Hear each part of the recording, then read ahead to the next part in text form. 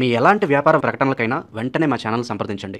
అందరికీ నమస్కారం. నేను శిరీష. ఈరోజు మనతో పాటు ఉన్నారు ప్రముఖ తంత్ర జ్యోతిష్యులు, జ్యోతిష్య రత్న, జ్యోతిష్య సామ్రాట్ చింతా రుక్మందర్రావు గారు. గురుగారితో మాట్లాడదాం. గురుగారు నమస్కారం. అలాగే గురుగారు, నూతన సంవత్సరం స్టార్ట్ అయిపోయింది 2026. సో ప్రతి ఒక్కరికి ఉండేదే వాళ్ళకి ఎలా ఉంటుంది ఇయర్ అంతా, ఎలాంటి జాగ్రత్తలు తీసుకోవాలి, ఆర్థిక పరంగా ఆరోగ్యపరంగా ఎలా ఉంటుందని ప్రతి ఒక్కరికి ఉండేది.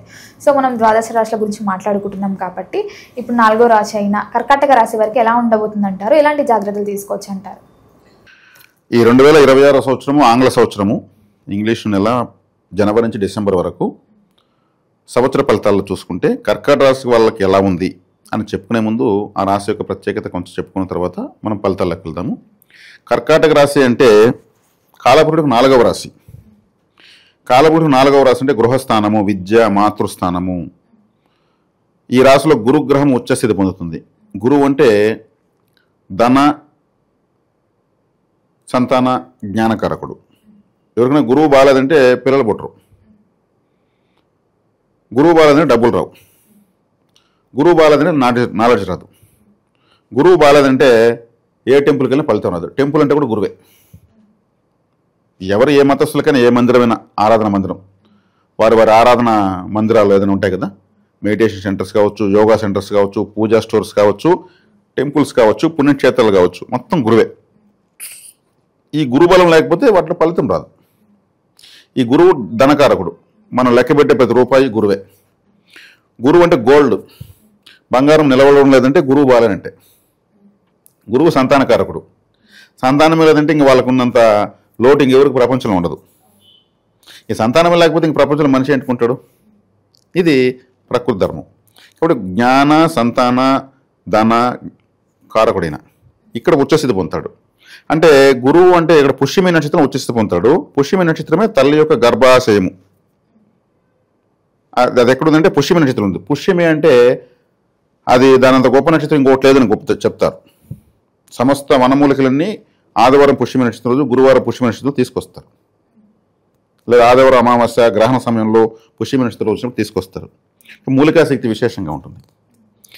ధర్మరాజు యక్ష ప్రశ్నల్లో వేసినప్పుడు యక్షుడు వేసిన ప్రశ్నల్లో సముద్రం కన్నా లోతైంది ఏది అని అడిగాడు.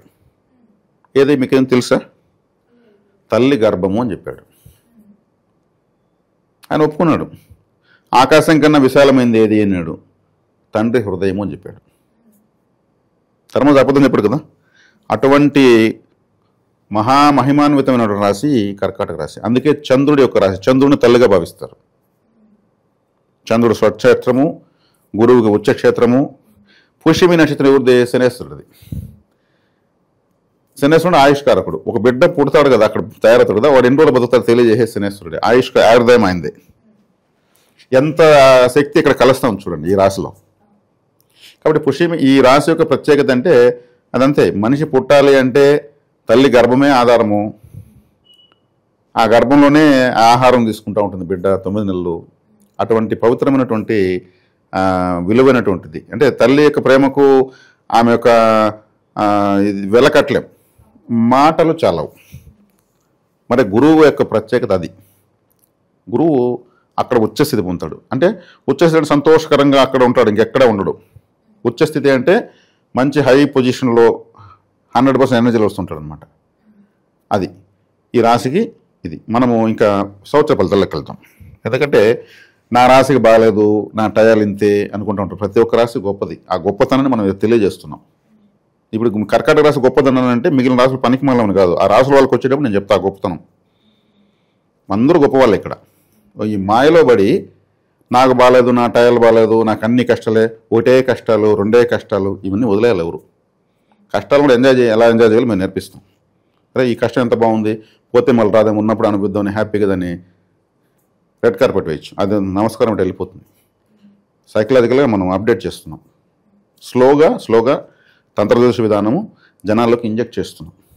గ్రహాలు గొప్పవి, రాసులు గొప్పవి, ప్రతి ఒక్కరు గొప్పవాళ్ళు, ప్రతి ఒక్కరి జీవితాలు గొప్పవి. వాళ్ళ గొప్పదనంలో మర్చిపోయినప్పుడు వాళ్ళు తక్కువ చేసుకుంటున్నారు అంతే. నిరక్షరాస్యులు సైతం ఒలింపిక్స్లో పోయేసి, అథ్లెటిక్స్లో పోయేసి గోల్డ్ మెడల్ ఎత్తుకొచ్చారు. వాళ్ళ క్వాలిఫికేషన్ అంటే పట్టుదల, క్రమశిక్షణ, అదే వాళ్ళ క్వాలిఫికేషన్. చదువుకున్న వాళ్ళు ఏం చేయాలో తెలియక ఏదో చేసుకుంటున్నారు ఊళ్ళల్లో చెప్పలేని పనులని. కాబట్టి ఇక్కడ మనము ప్రతి ఒక్కరిని అప్డేట్ చేస్తున్నాం. కాబట్టి ఈ సంవత్సరం మా సంవత్సర ఫలితాల్లో చూస్తే గురుగ్రహం వ్యయంలో ఉంది,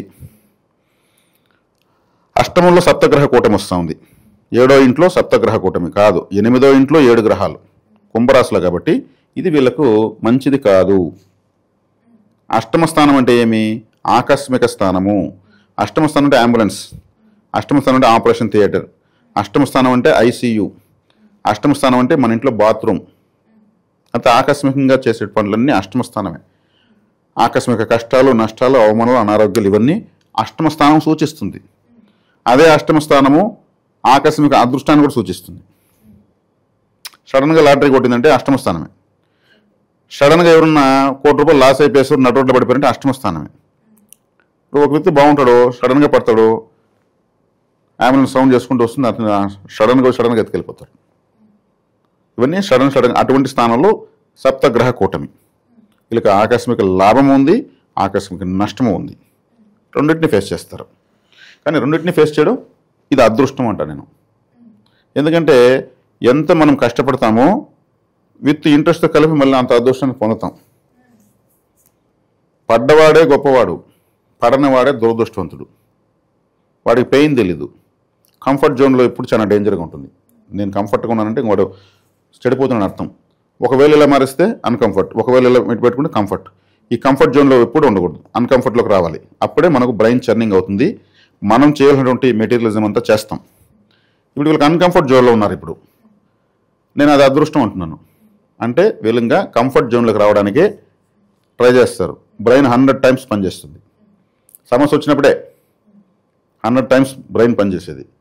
సమస్య లేకపోతే బ్రెయిన్ పనిచేయదని అర్థం. అంటే ఫ్యూచర్ తయారు కాదు. నాకు ఏ బాధ లేదు అనేవాడు అన్ని బాధలు పడబోతున్నాడు అర్థం. కాబట్టి ఈ అన్కంఫర్ట్ జోన్లో ఉన్నటువంటి కర్కాటక రాశికి అష్టమ స్థానంలో గ్రహణాలు వస్తున్నాయి. అష్టమ స్థానంలో సప్తగ్రహ కూటమి, ద్వితీయ స్థానంలో గ్రహణాలు వస్తున్నాయి. ద్వితీయ స్థానంలో కూడా కరెక్ట్గా లేదు. గురుగారు, మరి ముఖ్యంగా కర్కాటక రాశిలో ఉన్న విద్యార్థులకు ఎలా ఉండబోతుంది అంటారు మరి ఈ ఇయర్? చెప్తున్నాను కదా, ఇప్పుడు వీళ్ళు కంఫర్ట్ జోన్లోకి రావడానికి 100 టైమ్స్ వీళ్ళు ఎక్స్ట్రా కృషి చేయాలి. చతుర్థాధిపతి అయిన శుక్రుడు వీళ్ళకు బాధకాధిపతి. అదొక ప్లస్ పాయింట్, పోయి అష్టమంలో పడిపోతున్నాడు. అంటే మనకు చెడ్డవాడు చెడిపోవడం మంచిదే కదా. అక్కడ విద్యార్థులు బ్రహ్మాండంగా ఉంది. అలాగే గురుగారు, ఇప్పుడు ఉద్యోగం చేస్తున్న వారికి ఉద్యోగ వ్యవస్థలో ఎలాంటి మార్పులు ఉండబోతున్నాయి అంటారో, ఎలా ఉంటుందంట? ఉద్యోగ వ్యవస్థలో వీళ్ళకి మార్పులు అంటే పలు రకాల మార్పులు ఉంటాయి. ఈ కాలసర్ప దోష ప్రభావము, గ్రహణాలు, సప్తగ్రహ కూటములు ఇవన్నీ అష్టమ స్థానం ద్వితీయ స్థానంలోకి రావడము, ఇవన్నీ వీళ్ళు తీవ్రంగా వీళ్ళ యొక్క వేగవంతమైన రక్తాన్ని కదిలించేస్తుంది. అరే ఇప్పుడు మనం చేసుకోకపోతే ఎలా, టైంపాస్ చేసే వాళ్ళు ఎవరు లేరు. ఇప్పుడు ఒక ఏదో పోతా ఉందంటే ఇంకేదో రావాలని ట్రై చేసుకుంటారు. ఆ ఎనర్జీని వీళ్ళు సంపాదించుకోవాల్సిందే. సంపాదించుకున్న తర్వాతనే వీళ్ళు చాలా సున్నితమైన వాళ్ళు. మాతృగర్భం ఎలా ఉంటుంది? హార్డ్గా ఉండదు కదా. అందుకే ఆమె ఎప్పుడు సంతోష పెట్టడము, ఇష్టమైన తీసి ఇవ్వడము, సంతోషకరంగా పెట్టడము, నువ్వు ఏ పని చేయొద్దని చెప్పడము చాలా సున్నితంగా ఉంటుంది. కర్కాటక రాశి సున్నితమైన రాశి. డౌట్లు ఎక్కువ ఉంటాయి. డౌట్స్ క్లారిఫై చేసుకుంది ఏ పని చేయరు. డాక్యుమెంట్ ప్రాబ్లమ్స్ ఉండడానికి అవకాశం ఉంటుంది. ప్రతి డాక్యుమెంట్ని వీళ్ళు 1-4 సార్లు చూసుకొని ముందుకేయాలి. కాబట్టి ఈ సంవత్సరం సప్తగ్రహ కూటమి అష్టమంలో వస్తుంది. కాబట్టి ఇక్కడ ఆకస్మిక అదృష్టం ఉంది, ఆకస్మిక నష్టం ఉందని చెప్పాను. 2 ఉన్నాయి. కాబట్టి వీళ్ళు అదృష్టంగా మార్చుకోనుకుంటే ఎఫర్ట్ పెట్టుకోవాలి. ప్లస్ 8వ స్థానం అంటే బాత్రూమ్ అని కూడా ఒక మాట చెప్పాను. వీళ్ళు ప్రతి శనివారము ఒక కొబ్బరికాయ రాత్రి పడుకునేటప్పుడు బాత్రూంలో కొట్టి నైవేద్యంగా పెట్టి కొద్దిగా కుంకుమ చల్లి పడుకొని తెల్లవతలేసి దాన్ని అయితే డస్ట్బిన్లో వేయాలి. 8వ స్థానం అష్టమ స్థానం, అక్కడ సప్తగ్రహ కూటమి, గ్రహణాలు అన్నీ వస్తున్నాయి. వీళ్ళ ఇంట్లో 8వ స్థానం అంటే బాత్రూమే. బాత్రూమ్ మన ఇంట్లో కూడా నవగ్రహ స్థానాలు ఉంటాయి. 8వ స్థానం అంటే బాత్రూము. మేషరాశి అంటే మన సింహద్వారము, సూర్యుడు వచ్చి పడేది ఏడాగా. అవును, సింహద్వారం. 7వ స్థానం అంటే బెడ్రూము, దంపతులు పడుకుని నిద్రించేది అక్కడే కదా, అది కలత్ర స్థానము. ఇట్లా కాబట్టి వీళ్ళు బాత్రూంలో కొబ్బరికాయ నైవేద్యం సంబంధించి చాలా ఉత్తమం. అది నైవేద్యం ఎక్కడ అక్కడ ఎప్పుడు 24% నెగిటివ్ ఉంటుంది బాత్రూంలో. అక్కడ మనం మెడిటేషన్ చేస్తాము, చేయం కదా. కానీ ఆ స్థానంలోకి 7 గ్రహాలు వస్తున్నాయి కాబట్టి అక్కడ కొబ్బరికాయ నైవేద్యం ఇవ్వాలి, అది పారాయాలి. ఇది ఒక తంత్ర ప్రక్రియ. ఇది మధ్యలో బాత్రూమ్ వెళ్ళాల్సి వస్తుంది, అప్పుడు కొబ్బరికాయలు ఉంటే కూడా పర్లేదు, బాత్రూమ్ వెళ్ళేసి రావచ్చు. ముఖ్యంగా గురుగారు, మరి ఎవరికైతే వివాహం జరగలేదో వారికి వివాహ యోగం ఉందంటారా? అలాగే వివాహం జరిగి సంతానం లేకుండా బాధపడే వారికి సంతాన యోగం ఉందంటారా ఈ ఇయర్లో? వివాహ యోగము సప్తమాధిపతి దశమంలో ఉన్నాడు. ఈ రాశిలో ఉచ్చస్థితి పొందిన గ్రహం వ్యయ స్థానంలో ఉంది. వ్యయ స్థానాధిపతి బుధుడు వీళ్ళకి అన్కంఫర్ట్గానే ఉన్నాడు. సప్తగ్రహ కూటమి కాలసర్ప దోషంలో పోయి పార్టిసిపేట్ చేస్తున్నాడు. ఇప్పుడు వీళ్ళకి ఒక విధంగా చెప్పాలంటే వివాహ సమస్యలు ఉంటే కర్కాటక రాశి లగ్నం వాళ్ళకి ఒకటే చెప్పేస్తున్నాను.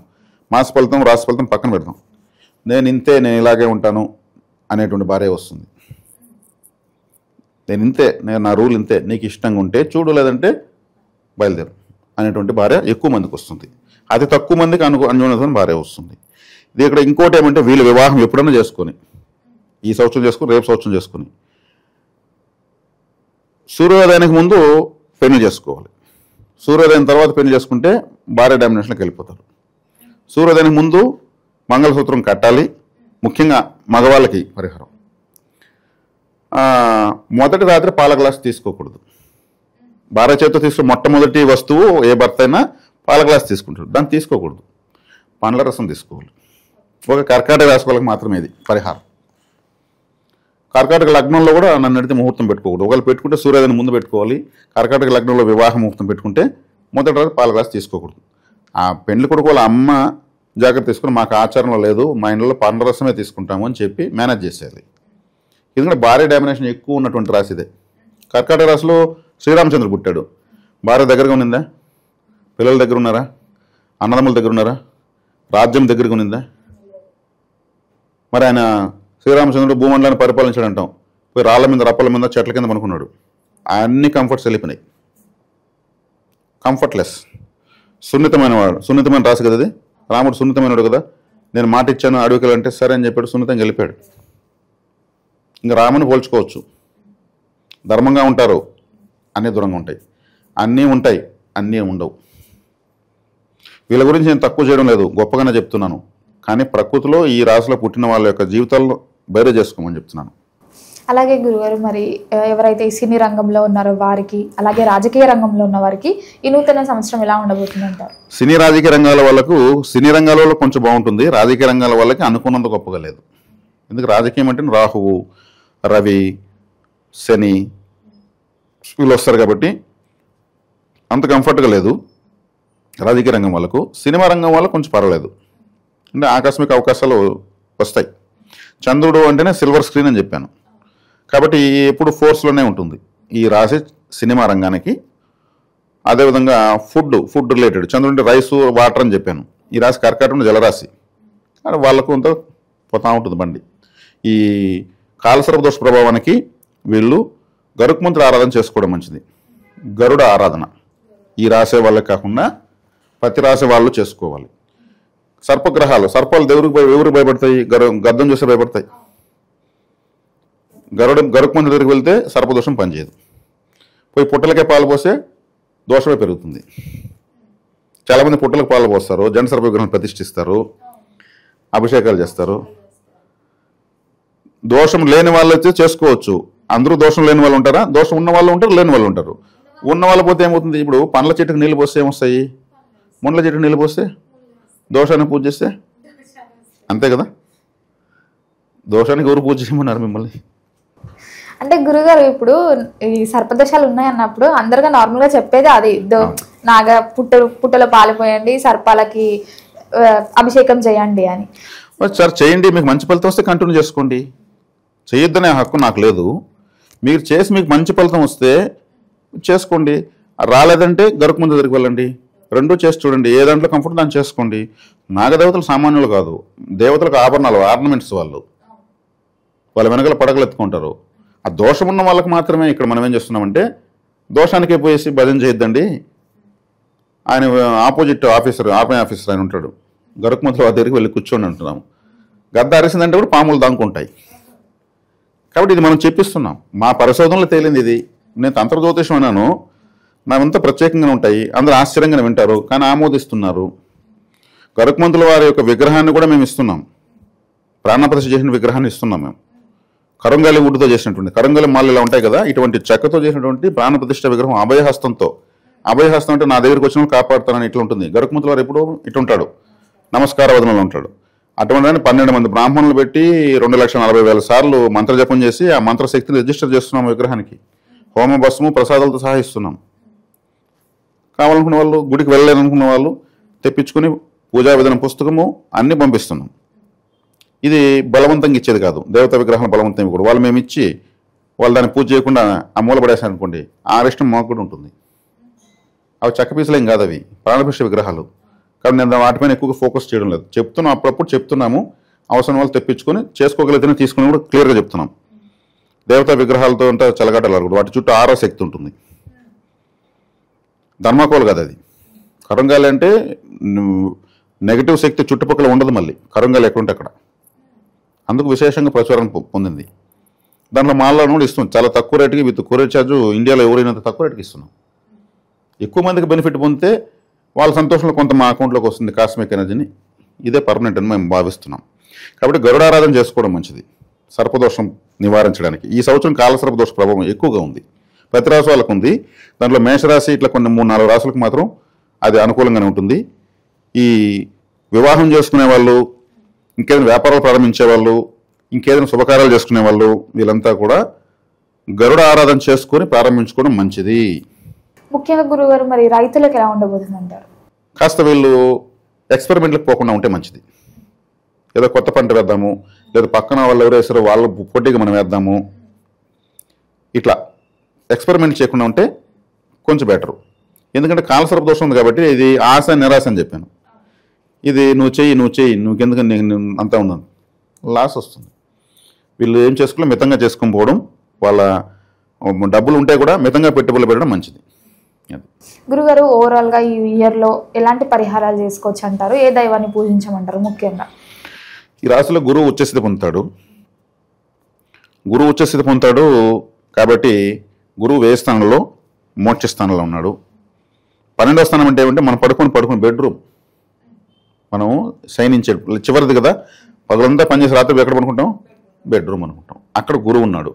వీళ్ళకి ఆలోచన ఎక్కువగా ఉంటుంది. గురువు ఉంటే ఆలోచన చేస్తాడు.